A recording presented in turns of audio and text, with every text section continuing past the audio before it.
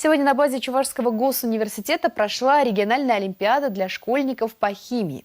Республиканский этап для учащихся 9, 10 и 11 классов длился 2 дня.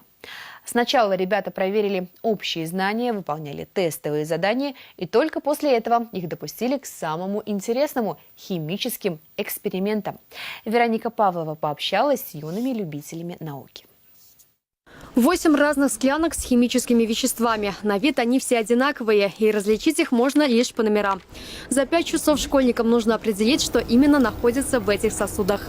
Есть различные соли, у которых есть похожие свойства, похожие осадки, похожие реакции. Например, индикатор может окрашиваться в 2 различных растворах одинаково, и поэтому нужно уже делать другие реакции. По словам организаторов, этот этап больше всего нравится школьникам, поэтому многие именно здесь получают максимальные баллы.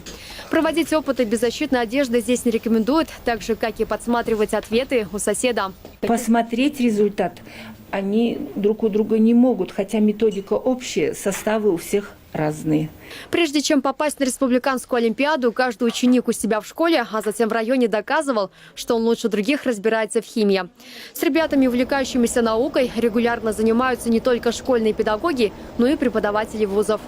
Подготовка к олимпиадам проходит на очень серьезном уровне. Это лаборатория химфака. Здесь для школьников проводят экскурсии.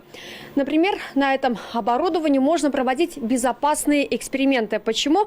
Потому что весь химический процесс происходит внутри прибора. Поэтому можно не бояться никаких ожогов и травм.